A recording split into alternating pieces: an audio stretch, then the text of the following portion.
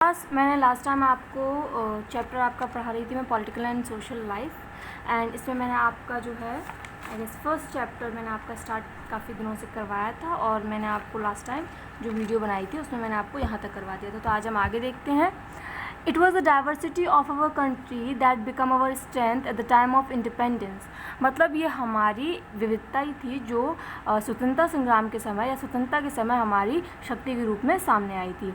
When India was ruled by British, people of all caste and religion came together to fight for its independence। जब India जो है वो अंग्रेज़ों के शासन में था, जब अंग्रेज़ों का हमारे ऊपर शासन था, तो आप कह सकते हैं कि सभी जाति के लोग, सभी धर्म के लोग एक साथ आए और उन्होंने स्वतंत्रता के लिए साथ में लड़ाई लड़ी।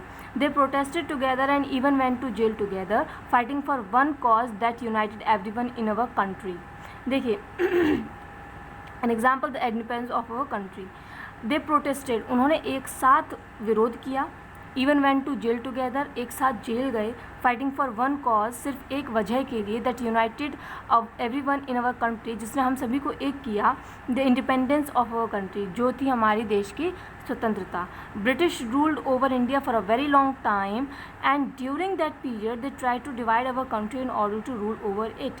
ब्रिटिश कंट्री जो है, ब्रिटिश जो थे, उन्होंने हमारे भारत पर काफ़ी लंबे, लगभग 200 साल तक उन्होंने हमारे ऊपर राज किया। तो एंड ड्यूरिंग दैट पीरियड, उस समय they try to divide our country in order to rule over it.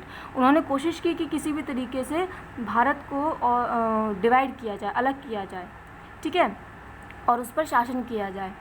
It was the strength in our unity that ultimately led us to freedom. लेकिन ये हमारी एक तरीके से स्ट्रेंथ थी, ये हमारी ताकत थी, हमारा एक साथ होना, कि हम लोगों को अंत में स्वतंत्रता प्राप्त हुई। Jawaharlal Nehru, the first prime minister of independent India, wrote in his book discovery of India that the unity among Indians was not forced upon them from outside but it rain deep with in themselves.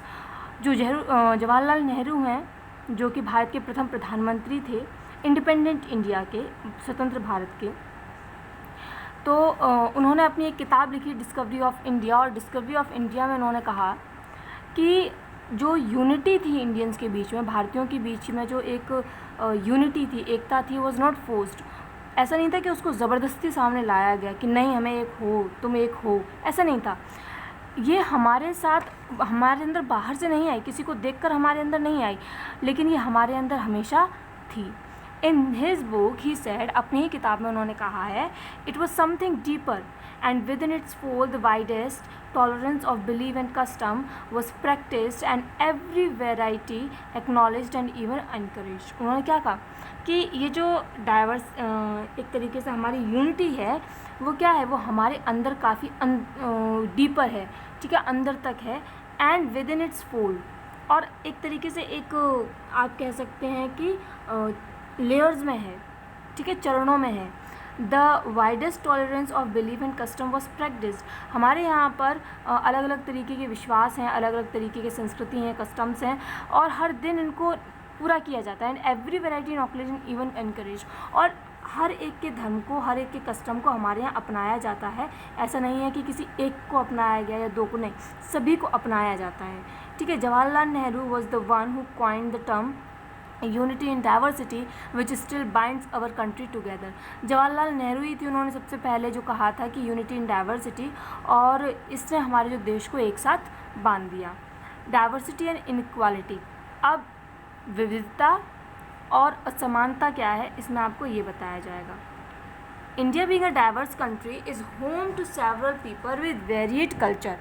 India क्या है, India एक diverse country, एक विविधताओं वाला देश है, और ये घर है बहुत से लोगों का, जिनका कल्चर, जिनकी संस्कृति, रिलीजन, धर्म एंड बैकग्राउंड, और जिनका आप कह सकते बैकग्राउंड से मतलब है जाति वगैरह से, तो वो सब क्या है, अलग अलग हैं। Everyone is different from the other in the term of their way of living life. हर व्यक्ति एक दूसरे व्यक्ति से अलग है, अगर जीवन जीने के तरीके से कहा जाए। चॉइस ऑफ क्लोथ्स, कपड़े की चॉइस से, फूड या बिलीव्स, किस धर्म में उनका विश्वास है या क्या खाना वो खाते हैं, इन सब में वो अलग हैं। But there are some other kind of difference among people as well. लेकिन लोगों के बीच में एक और प्रकार का अंतर है। There are people who do not have place to live और फूड टू ईट। वो लोग जिनके पास खाने के लिए कोई खाना है, ना रहने के लिए कोई जगह है। There are children who do not go to school but instead are working to make a living. ऐसे भी बच्चे हैं जो स्कूल जाने की जगह काम करते हैं ताकि वो अपने घर की जो ज़रूरतें हैं उनको पूरा कर सकें। There are people in our country who do not have sufficient clothes to wear.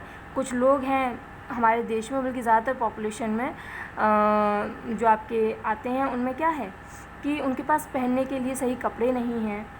This difference is not called diversity, this is called inequality.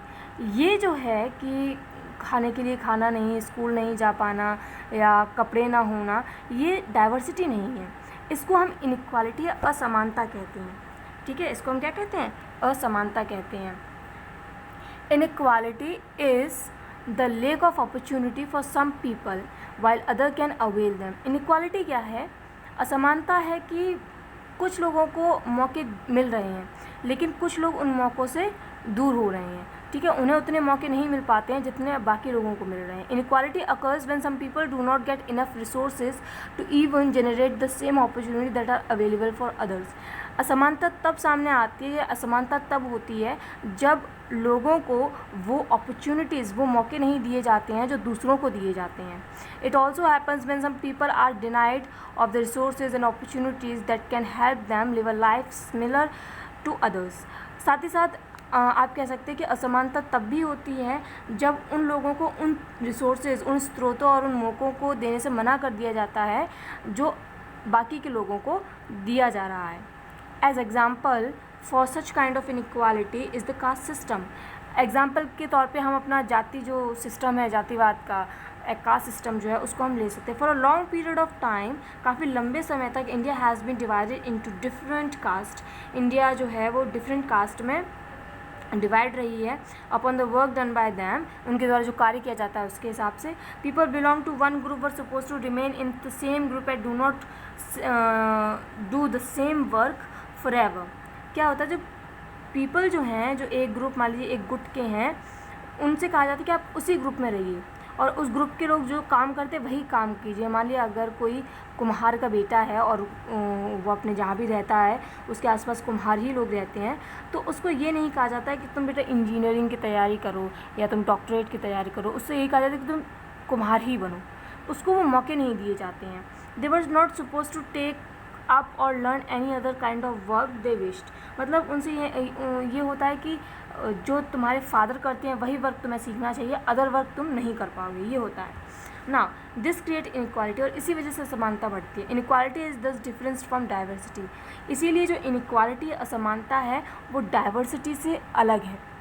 Diversity का मतलब है धर्म में विविधता होना लेकिन फिर भी एक साथ आना, उसमें आप किसी को ऊंचा या नीचा नहीं दिखाते हैं। लेकिन इनइक्वालिटी में ऊंच नीच हो जाती है। एक समाज जो बहुत विकसित है और एक समाज जिसके पास खाने के लिए खाना नहीं है, तो इन दोनों में बहुत डिफरेंस हो जाता है।